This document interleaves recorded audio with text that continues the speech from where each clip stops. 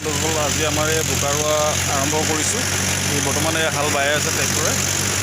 এতিয়া দেখিছে নহয়, সেইফালে বাই আছোঁ, মই দেখাই আছোঁ আপোনালোকক।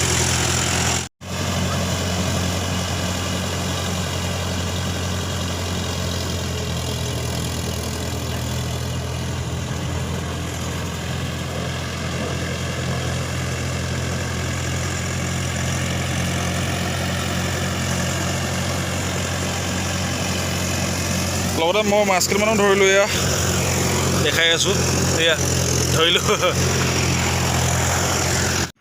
বৰ্তমান মাটি হাল বোৱা হৈ গৈছে, একদম ধুনীয়া হৈ গৈছে বোকা। এতিয়া ৰুবহে লাগে আৰু ৰোৱনীয়ে। আপোনালোকৰ মাজত যদি কোনোবা ৰোৱা মানুহ আছে, আহি যাব পাৰে আজি আমাৰ পথাৰত, ধুনীয়াকৈ ৰুব পাৰিব।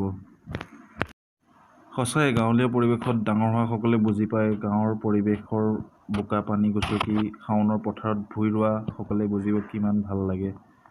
সেয়া আমাৰ বাইদেৱে চাহ খাব ধৰিছে। বৰ্তমান ৰোৱা আৰম্ভ কৰি দিছে, ৰুই আছে।